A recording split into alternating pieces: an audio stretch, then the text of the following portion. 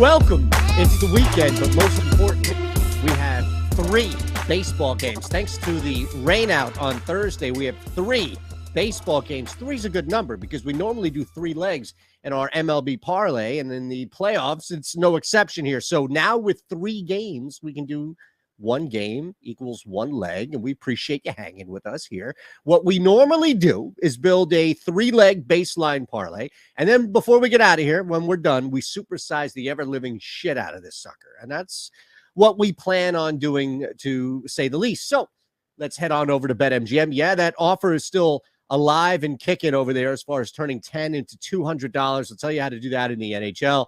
All you could do, really, I mean, what I'm asking you now is just a very simple process. Below my video, my face, you'll see the thumbs up button. Hit that. Also, the subscribe button. We love that. You want to hit the notification bell so you're not missing stuff, by all means. But we want you part of the fastest growing sports betting community on YouTube. Still allowed to say that, mind you. All right, let's look at the first 3. Rain delay, rain out. What does it mean? Bookend issues here.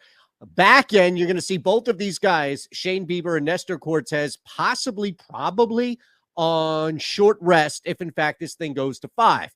What I like with the delay is that it's going to impact the Guardians and Shane Bieber more so than it does Nestor Cortes. It's just defaulting to the road team here. We also have somewhat of a talent gap right between these 2 teams, and I think the Yankees will benefit early in this game because as good of a pitcher as Shane Bieber is, it's just going to be tough with that disruption. Now, what's the difference, right? Nestor Cortes got that same disruption as well. Being at home, you have that slight edge of comfort, and comfort is everything when it comes to a pitcher. So I like the Yankees getting up. The reason why we're going first 3 spread and not first 5 spread is because I don't know if the Yankees can get enough of a lead or even establish a lead past 3 innings to where the Cleveland Guardians are definitely going to be aggressive. And it's a tough matchup for Nestor Cortes as he goes deeper into this game.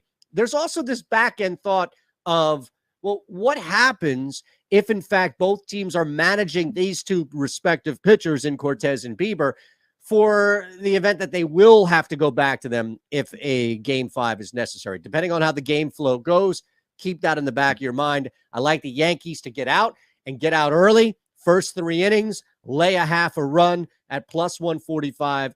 That's where we begin. Let's move to the Braves-Phillies game. Now we have Aaron Nola and Charlie Morton, old man Morton up here on the hill. So what can we do with this game? It's going to be absolutely electric.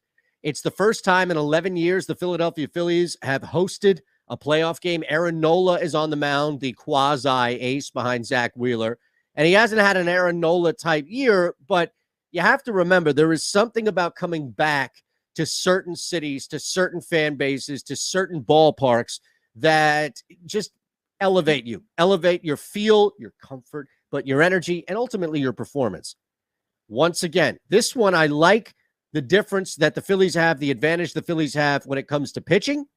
And clearly, we've seen how aggressive this Phillies team was. Even in the game where Wheeler started, where they lost and the Braves won off Kyle Wright, they were still swinging at a lot of stuff Wright was throwing early. I expect them to be very aggressive in front of this home crowd early against Charlie Morton, get a run or 2. They were able to manufacture in the first game. They didn't rely on just home runs. Kyle Schwarber, maybe with an RBI here. So let's get it done. All right, Phillies, minus a half run, first 5. That bullpen after Aaron Nola leaves, I don't know what the hell's going to happen here, but I like the Phillies at least getting through the first half, laying a half a run. All right, last one before we supersize this. Let's look at this Padres-Dodgers game. I think it's a similar scenario here where you have a Dodgers team now on the road coming off a frustrating split with the Padres. And rather annoying, if you will, where the Dodgers just trying to win this thing and move on. And here you have this Padres team.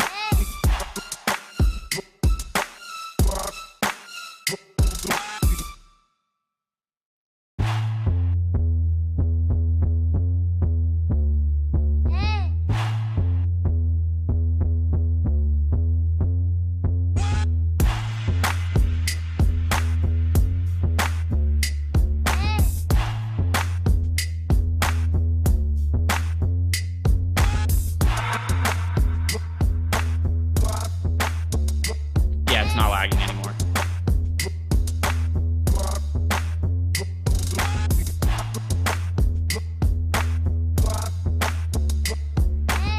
What is happening, everybody? It is time for the Stokastic MLB strategy show, and it was supposed to be a 2-game baseball slate, but 3-game baseball slate now, because yesterday, the Yankees-Guardians game got rained out, got moved to today. So the show that Adam and Josh did yesterday, totally worthless, meant absolutely nothing. So today, we do get a slightly better baseball slate, 3 games as opposed to 2. It is going to be, in all likelihood, the last 3-game MLB slate of the year. While you guys come in, like the video, subscribe to the YouTube channel. We're sponsored by Prize Picks today. Adam, what's happening? How's it going? Yeah, looking forward to talking about a baseball slate that's actually going to happen. Fortunately, Josh and I kind of knew it was going to be a waste of time yesterday, so we didn't put, I mean, not to, like we obviously did the show, but we kind of knew as we were doing it that it wasn't going to matter. But yeah, looking forward to actually being able to play the slate that we're talking about. Yeah, so for me, I had a baseball betting video to record yesterday. I recorded it, and then I only had bets from the Yankees Guardians game, which got rained out. So the whole thing ended up being basically a total waste. But today I get up, I have another a baseball video to record. Is like, can we re-release the same video from yesterday as today and not screw up with the YouTube algorithm where they think that we're just putting out the same content over and over again? So we found a workaround to do it. So it did ultimately save myself a little bit of work, at least from that betting front as well. So if anybody does check out my betting content, we're re-releasing the same video. I did a different intro for it just to explain the rain out and whatnot, but it's the same betting odds for the game today, the Yankees Guardians games, it was yesterday. So same bets definitely do apply. But let's get right into talking about these baseball games, and starting with the game that was rained out and rescheduled for today. Cleveland Guardians, New York Yankees, same pitching matchup, same offenses. Shane Bieber on the mound for Cleveland, Nestor Cortes on the mound for the Yankees.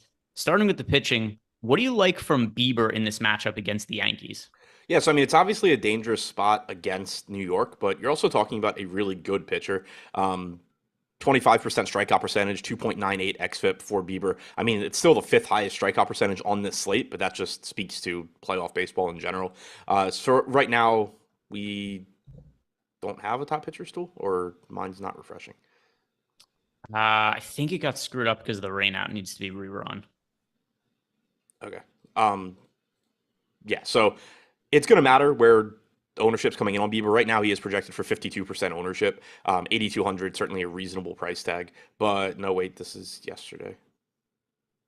Okay, so it's going to matter where ownership is, obviously. I certainly think Bieber's a good pitcher. It's not the best matchup. Yeah, and the one thing about some of these pitching matchups also is, and by the way, we don't even have a starting pitcher listed for the Braves yet, which also makes this a little bit complicated. Is it now Strider? Yeah. Okay, so earlier in the day, it was, well, at least before, there was no official starter announced, but DK had the likely starters, Charlie Morton, and then also over in Fangraphs, they also had the potential starters being Charlie Morton. So I didn't catch that Strider had been confirmed, but that aside, when we look at a lot of the pitchers on the slate, there aren't that many that I feel great about working deep into the game. And Bieber is one that I think we could feel fairly confident with. So you just mentioned Strider, and I'm going to go through all the pitchers today. Nestor Cortes, if he gets into early trouble, I don't think the Yankees are going to leave him out there to go into the 5th or 6th inning necessarily. Aaron Nola, I think we feel pretty good about how JP is going to go into the game, but Strider coming off the oblique injury, no clue.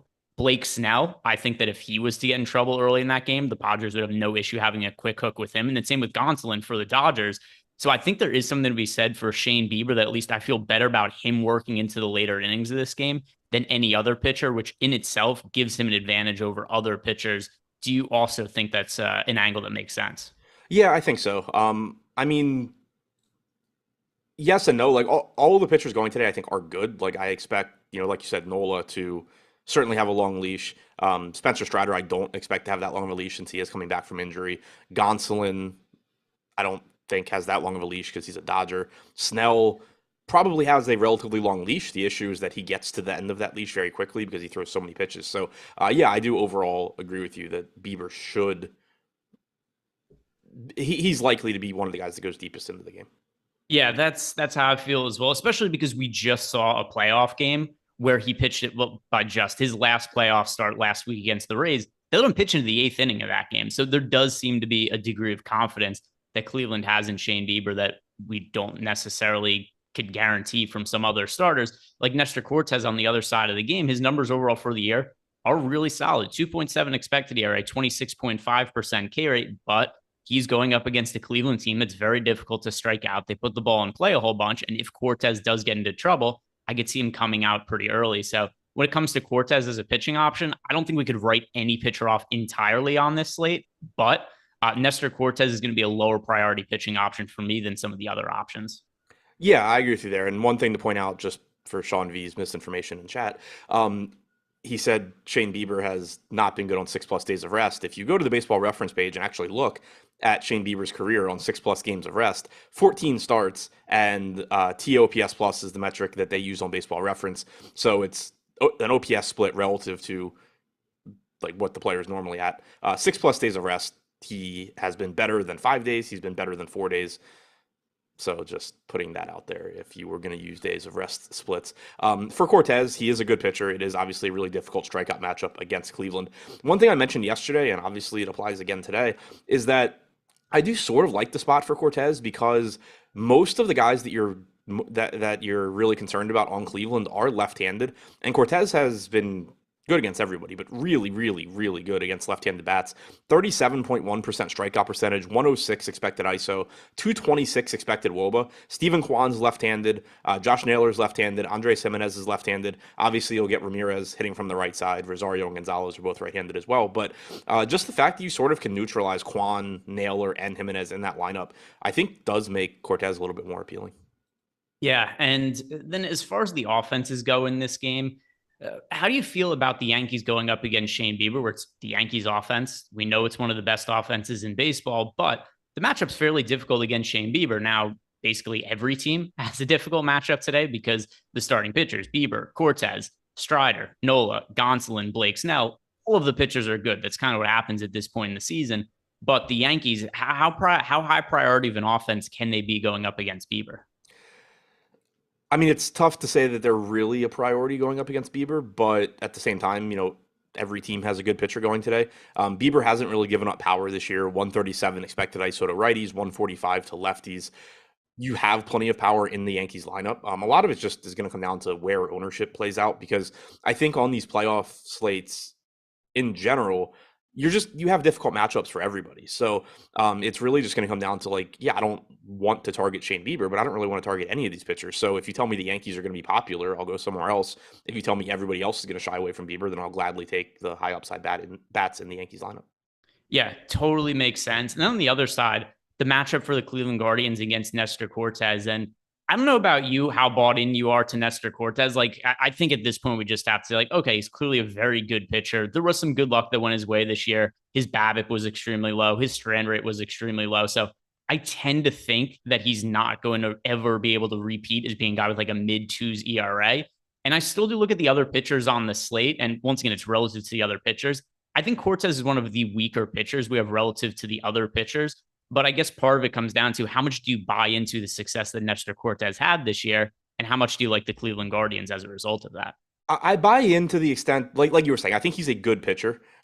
He certainly did get lucky in a few areas, like you said. And then also, he's not really someone with a pedigree that makes you think he's supposed to be good. So I wouldn't be surprised if this is somebody that, in the upcoming seasons, it's oh, Nestor Cortes is solid, but, 2022 was the best year he ever has, kind of thing. But it's still tough for me to really want to get to Cleveland because, for one, I think they're one of the weaker offenses in general. But what I was just saying about Cortes, applies to the Guardians bats as well. Clearly, Rosario, Ramirez, Gonzalez, you're fine getting to those guys. But normally, if you're stacking Cleveland, you're going to want to include some combination of Steven Kwan, Josh Naylor, Andres Jimenez. And Cortes has just been so good against left-handed bats this year. Not that he's been bad against righties, but just so lights out against lefties that it makes it really tough to want to get to those guys.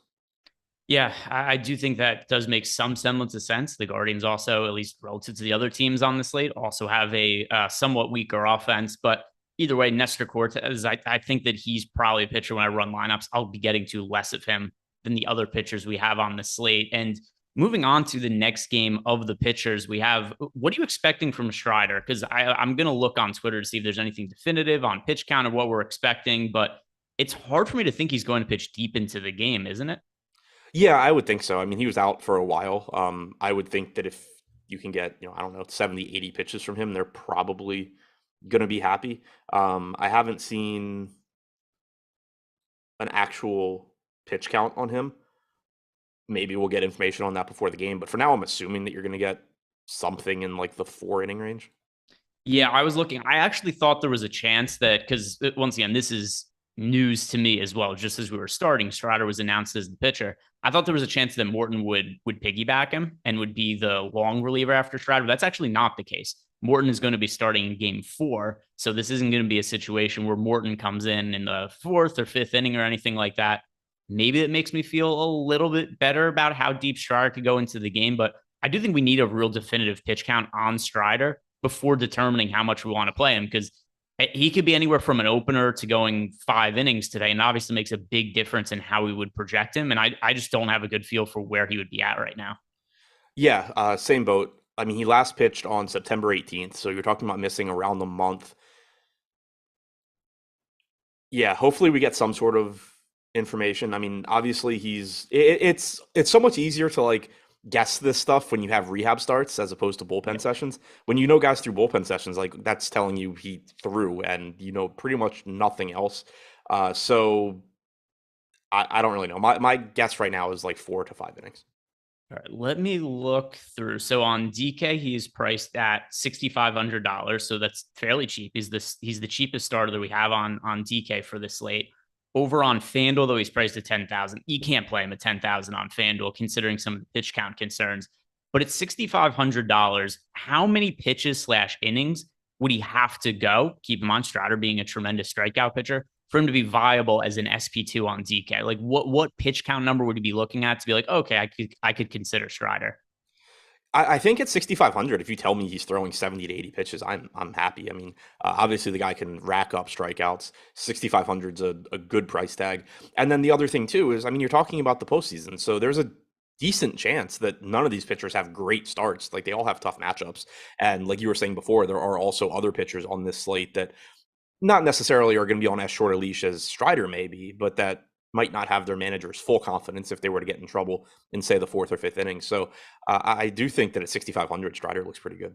Ownership, again, is going to matter a lot. If you tell me a guy that I'm expecting to be limited is, 70% owned, I'm probably going to want to go somewhere else. If you tell me he's like 40, 35, 40%, that's going to be pretty reasonable, I think, at that price tag. Yeah, and on the other side of the game, Aaron Nola is a pitcher that I could say with a pretty high degree of confidence I'm going to end up having interest in, because Aaron Nola, 2.74 expected ERA this year, 29.1% K rate. It's funny, Adam, you and I were talking about Nola, I don't know, 2 weeks ago, and you're trying to figure out when does this guy have his good games? Because the numbers look good, and he had a really high fantasy point per game average, but it did seem like a lot of times we were on him this year. Maybe he didn't deliver the best fantasy results, but he did pitch very well in his first playoff start of the postseason. What are you expecting from him today? Because at least how I'm looking at it right now, Nola is one of the higher priority starting pitchers for me to get to. Yeah, I think Nola looks like the top option. It's a tough matchup against the Braves. It's a tough park to pitch in. It is nice that now it's in like the 60s in Philadelphia. You're not talking about that summer weather where the ball really flies. But we also know that there's plenty of strikeouts in the Atlanta lineup. So as long as Nola has some semblance of his normal stuff, he should be able to have a good start here. Second highest strikeout percentage behind Snell at 29.1%, 2.77 xFIP's the best on the slate, 2.58 FIP best on the slate. And I mentioned Snell having the higher strikeout percentage. He's also facing the Dodgers, so it's not like you're getting any reprieve off of that matchup against the Braves that Nola has by going to Snell. So I think he's the top projected guy here. Assuming ownership's not too out of control, I expect to get to a lot of Nola. And then when we start talking about the offenses in this game, how much does the pitch count for Strider, just as much as it impacts how much we like Strider? What does it do for the Phillies offense against him when we also consider it's been a long layoff? Like, this is a weird scenario to put a guy who's clearly one of the most talented pitchers in baseball, not just for a rookie, just flat out. Strider is one of the best pitchers we have in baseball. But there has to be some concern with just variance, the time off, how healthy he is after not having pitched for a month. What does it do for the potential upside of the Phillies offense going against him? Yeah, I think it makes for a really volatile spot. They have a 3.6 implied run total, which is, I think, actually the highest. It's basically tied with the Dodgers for the highest on the slate. And I don't think that would be the case if we knew if Strider just had pitched straight through the end of the season and was fully stretched out and everything, I don't think you have a 3.6 implied run total for the Phillies. So I do think it's a volatile spot, and typically in spots like that, I'm going to look to ownership even more than usual, just because if Philadelphia is the most popular team, they're still facing Spencer Strider for what I'm guessing is 4 or 5 innings, and that's not a great spot. But like if people are going to avoid them, it's pretty easy to come up with the case where it's like, all right, what if Strider is rusty and just isn't locating well, and then they're able to get to him, get to the bullpen. So a lot is really going to depend on ownership there, but I think it is noteworthy that they're tied with the Dodgers for the highest implied run total. Yeah, 3.7 for them, 3.9 for the Dodgers. So it's splitting hairs, but these are the two teams that are expected to score the most runs today. No team with an implied team total north of 4. And by the way, guys, baseball season starting to wrap up, but the good news is there's other DFS sports going on, and something we have a promotion for right now, the NHL package. If you guys have not signed up for NHL projections yet, you could get access to them for 7 days for just $7. But today's your last day to sign up. So if you're interested in that, 7 days of NHL projections for $7, you could use the checkout code for Power Play. So like an NHL Power Play, POWERPLAY, all one word, all capital letters, or you click on the link below in the description box. And by the way, I don't know shit about hockey. I've already won a GPP this year just by using the projections we have over on the site. So I could vouch for it for myself just from that standpoint. But 7 days of projections, $7 using the promo code PowerPlay. Now let's talk about the offense on the other side of the game, because the Braves are going up against Aaron Nola. And you mentioned before, Nola is a pitcher who there have been times where he's been inconsistent. There are times where he was in good spots this year that he had bad starts. There were spots where he was in really good matchups or there was times where he was in really bad matchups that he had good outings. So there was a little bit more variance to Aaron Nola than other high-end pitchers. When it comes to the Atlanta Braves, how do you feel about them as a stack going up against Nola? Yeah, kind of similar answer to like the Yankees, where if the field's getting to them, I'm fine going somewhere else. If the field is projected to really be on Nola and staying away from the Braves, because that's where it gets really interesting. Is obviously on a 3-game slate, you can take bats against your pitcher if you want to, but still, as a general rule, if you see Nola getting a lot of ownership, that's going to take ownership away from the Braves and vice versa. So it's a spot where I kind of just want to do whatever the opposite of the field is on these guys. If Nola's getting a ton of ownership and the Braves aren't, then the Braves are still in a really high upside spot. It's a good hitter's park. It's a lineup that has a ton of power. If the Braves are getting a good amount of ownership, then that's probably pulling ownership away from Nola, which is just going to make me want to play more of him.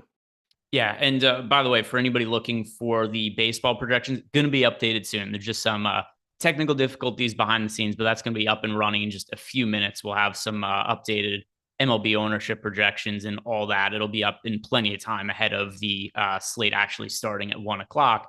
And then in terms of the any individual hitters for this game that stand out to you, whether it be from the Phillies or the Braves side? Not really individually. Like both of these pitchers are so good that there's not like an individual bat that I'm looking to target against. So it's or target with, I should say. Yeah. So it's more so just the obvious Acuna, Olsen are probably the two. I really like the $4,400 price tag on Olsen. Yeah, I think that definitely makes some semblance of sense. Matt Olson, if we look at some of the first base options also on the slate today, I think Olson going up against Nola probably delivers some of the best combination of price and upside, because here are the other guys that are priced around Matt Olson. We've got Brandon Drury at $4,300 going up against Tony Gonsolin. Drury is not nearly the hitter that Matt Olson is. And then Rhys Hoskins is going up against Strider. And Strider actually probably think is a better pitcher than Nola, at least on a per pitch basis. And then also Matt Olson has the platoon advantage going up against Nola, whereas Hoskins doesn't have that going up against Strider. So in the mid range there, Olson I do think makes a whole bunch of sense. Only one game left to talk about. Dodgers, Padres, final game on the slate. It's the West Coast one. We've got Tony Gonsolin for the Dodgers, Blake Snell for the Padres. Gonsolin had a really good year, and I can't believe he didn't really regress at all. I thought at some point Gonsolin had to drop off, and he just didn't really. He missed time at the end of the year with an injury, but overall, 3.12 expected ERA, 23.9% K rate. The one thing against Gonsolin is his strikeout rate is a lot lower than all of the other pitchers on the slate when you consider the 23.9% number. He's also on the road against San Diego. I think Gonsolin's my least favorite pitcher on the slate, not because I don't think he's good, but I just think the other options are better. Yeah, same boat. I mean, it's obviously a difficult matchup against the Padres. He has the lowest strikeout percentage. He's 7,500, which is pretty cheap, but that's still $1,000 more than Strider. So assuming that we're not going to get a really shortened outing from Strider, I think I would still rather get there. Even Blake Snell's less expensive than Gonsolin, and gives you a lot more strikeout upside, even if it is a difficult matchup. Gonsolin, I think you also sort of have Dave Roberts concerns, for lack of a better word. I don't want to call it a pitch count, but Roberts typically just has a very short leash in the postseason, and Gonsolin, I don't think, is like his most trusted guy. I wouldn't expect him to break all of his tendencies for Tony Gonsolin, basically. So I think I kind of have difficulty getting to Gonsolin here just because of the combination of the matchup being relatively difficult, Gonsolin having the lowest strikeout percentage on the slate, and me having no confidence in Dave Roberts. Gonsolin usually has a short leash in the regular season. Like it's not even just a postseason thing. Like I totally agree with you that we would be concerned about it for the postseason. But even the regular season, if I open up Gonsolin's game log right here, like how many times did he go 6+ innings even in the regular season? It was 8 out of 24 starts. So the majority of his regular season starts, he wasn't even going 6+ innings. Hard for me to think that's going to be the case in the playoffs. Then you also factor is on the road. It's hard to say the matchup stuff. Matchup is relatively difficult for everybody, but then also just the lower strikeout rate than all the other pitchers. So that is going to certainly be concerns when it comes to Tony Gonsolin. Yeah, and chat mentioned it, and they're right. Roberts did say yesterday that Gonsolin's on a 75 pitch count. Yeah, so that makes him. If I have to play one of the two pitchers on a pitch count today, it's Strider by a million miles over Gonsolin, because Strider could throw 75 pitches, assuming that Strider's pitch count is somewhere in the same neighborhood. Like Strider could legitimately have a big game in 75 pitches because he could just strike everybody out. Probably not in the cards for Tony Gonsolin. So Gonsolin, not really a strong option today. But on the other side of the game, Blake Snell, obviously a really difficult matchup against the Dodgers, the most difficult matchup any pitcher has on the slate today. But Blake Snell, 32% K rate is the highest mark of any pitcher other than Spencer Strider, but no pitch count concerns for Snell like there are for Strider. Snell also 3.19 expected ERA, 1.2 whip.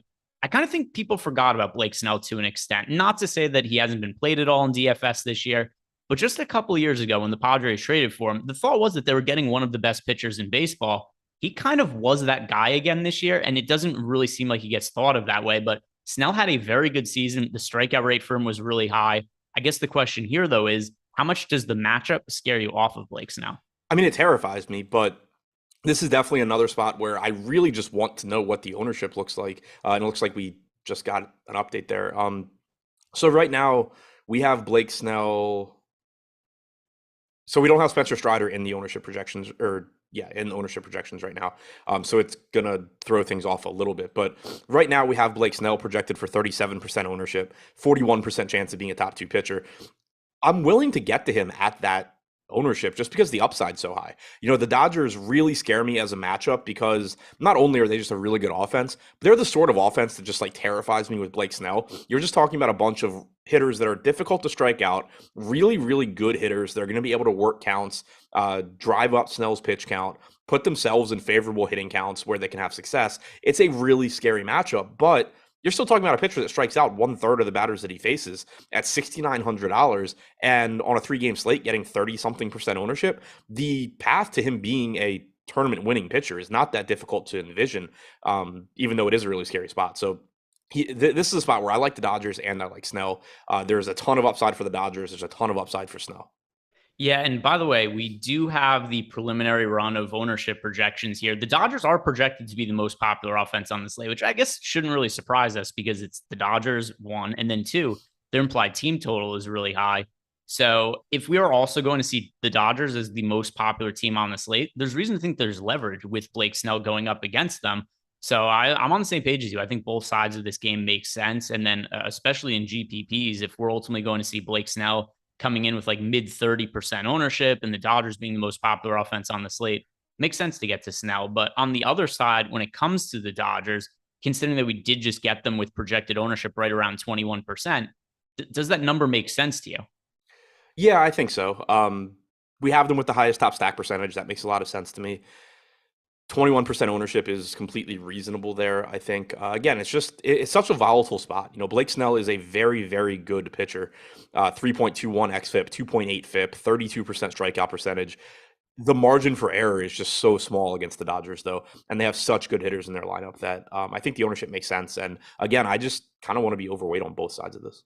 Yeah, I mean, it's one of the higher upside spots, especially because Blake Snell, even though his numbers were overall really good for the year, he does have a little bit of inconsistency to him. And there are times where he just struggles to throw strikes. We saw that his game log or his box score against the Mets was a very weird start because he pitched limited innings, but still walked like 6 guys in the time that he was out on the mound. He had a bunch of strikeouts. So there are definitely times where the strike zone gets away from Blake Snell. That's been his issue for the entirety of his career when he struggles. And if this does end up being a thing where the Padres have to go to their bullpen early, it could be a situation that spells disaster for them. So both sides make sense of upside in GPPs.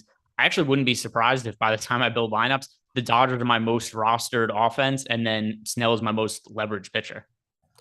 Yeah, that's that wouldn't surprise me at all. And because the thing too, you mentioned Snell. You mentioned Snell walking guys. The other part of that that's advantageous for the Dodgers is if he's not walking guys, but he's constantly in 2-0 and 3-1 type counts, you become a much, much better hitter. So like the actual like dream scenario for the Dodgers isn't that Snell's actually walking them. It's just that he's working behind in every count and they're just lighting him up. But that's, the other part of him struggling with his control. Yeah. And then on the other side of the game, we are going to have the Padres offense going up against Tony Gonsolin. Now, I like getting to the Padres offense here mostly because I just think Gonsolin is the least talented pitcher we have going on the slate today. And there are so many aces. I know that Gonsolin's numbers were good for the year, but I still don't think he's quite as good as these other pitchers. So I'm going to like getting to the Padres, if nothing else, just for that reason. We're targeting a team going up against a pitcher that I don't really consider to be an actual ace, where I kind of do feel about everybody else, maybe Nestor Cortes notwithstanding. So I look into the Padres here just because I think the matchup is relatively easy compared to the matchups other teams are in. Yeah, we do have them going a little bit over-owned right now, but not by any like crazy big margin. Looking at the top stacks tool, the thing that stands out is we have Atlanta going quite a bit under-owned, which I don't think is too surprising considering that Noel is pulling like 55% ownership. But other than that, ownership is pretty much right around where it should be for most of these teams. So I'm with you as far as just, Gonsolin not being quite as good as other pitchers. And then I'm not sure who's going to follow him, but it is probably going to be a good pitcher. Like if you get Heaney after Gonsolin or you get Dustin May after Gonsolin, they're both good, but we do know that Heaney in particular has had home run issues in the past. So it's just another spot where, on a normal regular season slate, I would have no interest in targeting Gonsolin here. But given that the alternatives are Shane Bieber, Aaron Nola, Nestor Cortes, Blake Snell, it's like, okay, well, this isn't any worse than those spots. Yeah, and by the way, we're still waiting for Spencer Strider to get into the projections and the ownership projections. But other than that, we've got this top stacks tool. That's all set up now. We got the top pitchers tool. Pitchers, everybody's in there other than Strider right now. But just for reference to read this off to you guys, these are currently the offenses, how they're projected in terms of ownership from most to least popular. Most popular offense is the Dodgers, then the Phillies, then the Padres, then the Yankees, then the Braves, then the Guardians. So just to kind of backtrack and make sure we cover our bases, because we didn't have the ownership projections when we talked about the first game. Getting back to Cleveland, how do you feel about them now that we know that they are the least popular offense on the slate and picking about half the ownership of the Phillies and the Dodgers? Still pretty similar because I think they should be the least popular. So it's still, to me, just kind of like a neutral spot. Yep, totally makes sense. And by the way, also, guys, today's show is sponsored by Prize Picks. If you want to sign up at Prize Picks and get some free money, which I think makes sense to take advantage of, click on the link below in the description box when you're signing up at Prize Picks, because they're going to match your first deposit up to $100. So if you've been considering signing up at Prize Picks, make sure you click on the link so you're getting a little bit of free money in your account when you sign up. We've also got all the tools over at Stokastic that you need to build some winning player prop cards over on Prize Picks, player projections, prop projections, odds of them hitting overs and unders. Now, Adam, any other further thoughts for you on this 3-game slate before we wrap up the show? Just a reminder that ownership on slates like this drives a ton.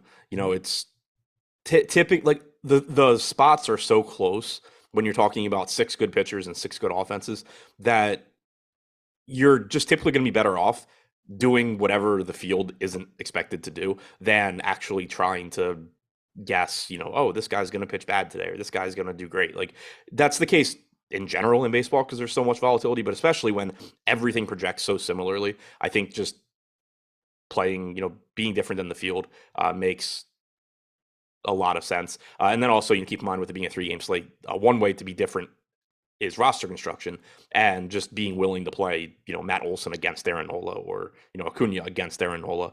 Stuff like that is a spot where, it lowers your projection a little bit, but it also is just going to get you away from the field somewhat.